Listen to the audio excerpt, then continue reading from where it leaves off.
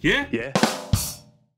Okay, well, my number 2 is FIFA 15 on the Xbox One. Oh, yes.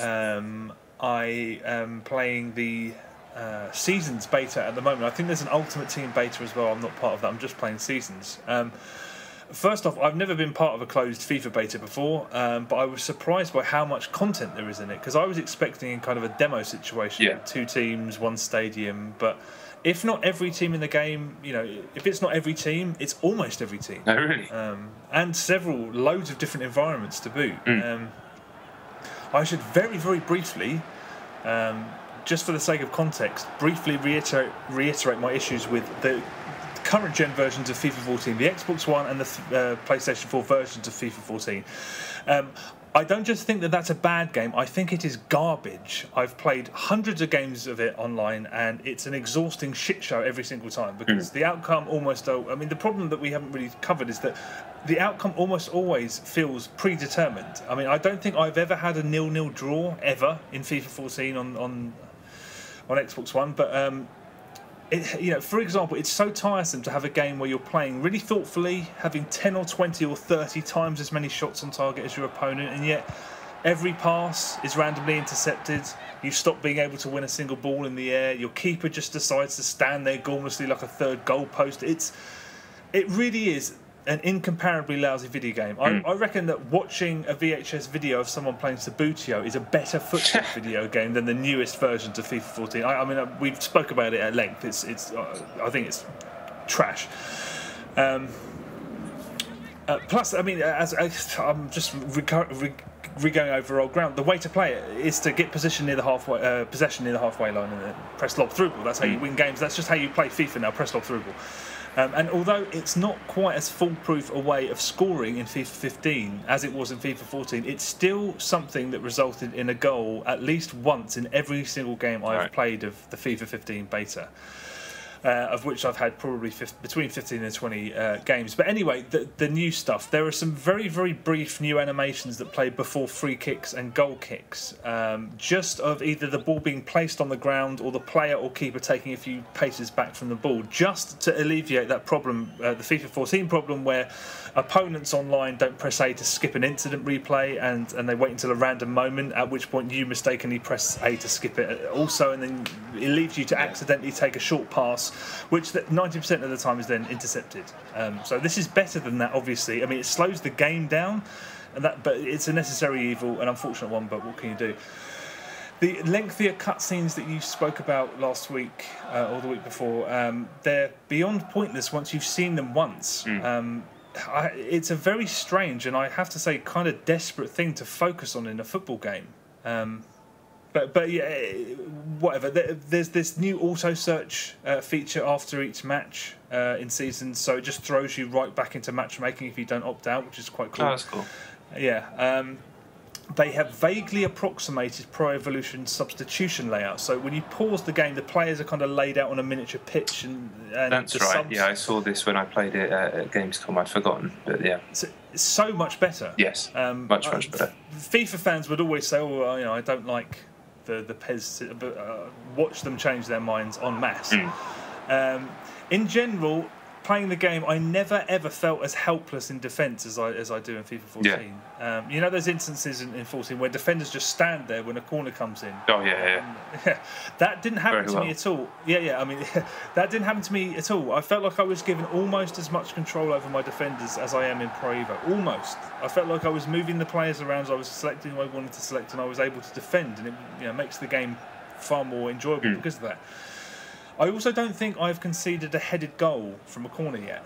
And again, that's something that happens all the time in FIFA 14. Once a match, if you're playing against the fucking giant with the ponytail.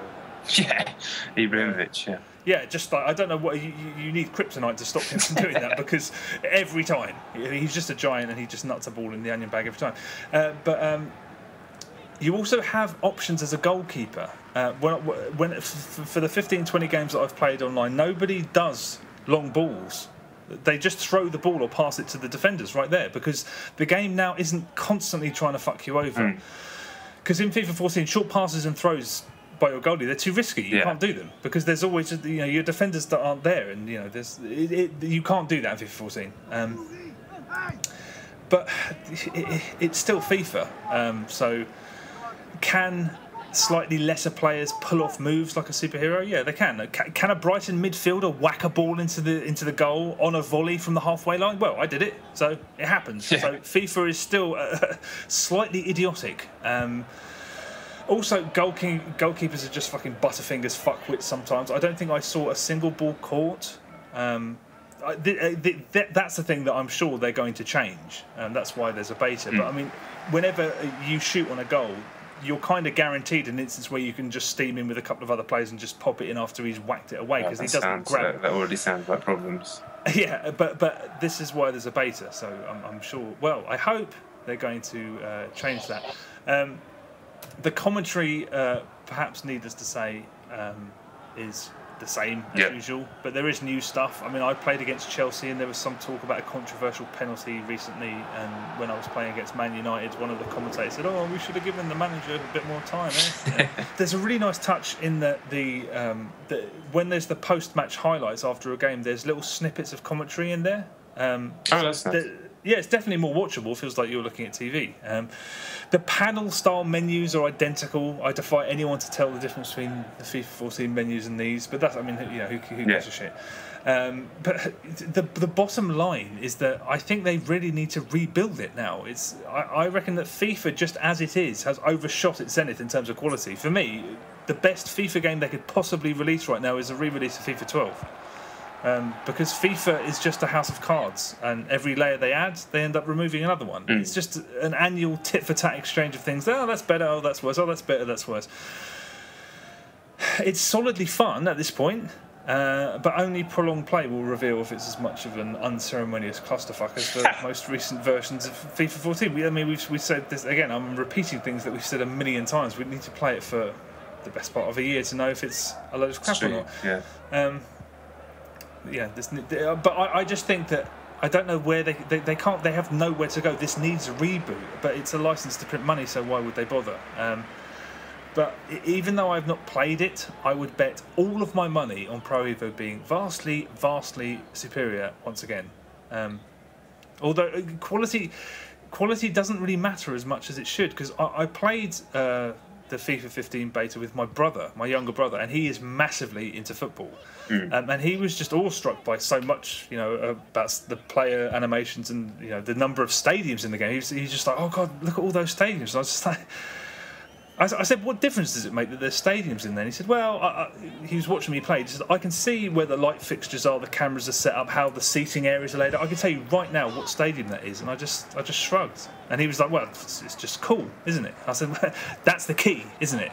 FIFA is good enough to entertain slightly undemanding people very comfortably. When you add all that other stuff, but when you add all the licenses and the stadiums and the players and all of that stuff, you've got a monster, and I can't imagine it dying anytime soon. No, definitely not. Which, it's just a real shame. But I mean, who knows? Pro Evo lost its footing at the top of the tree partially by releasing what looked like the same game every year for way too long, and we're kind of in a vaguely similar situation now. We'll see. I don't know. Anyway, is FIFA 15 looking better than FIFA 14? Yes. It will be interesting this year because that PES looks amazing. If you've seen that footage that's out there now, the compilation that chap's put out, you got a chance to capture some footage with Konami, and it looks amazing. I don't think anybody could watch that and go, "Fuck, that's at least piqued my interest." Even as a FIFA fan, because it really does look like something else. But we shall see.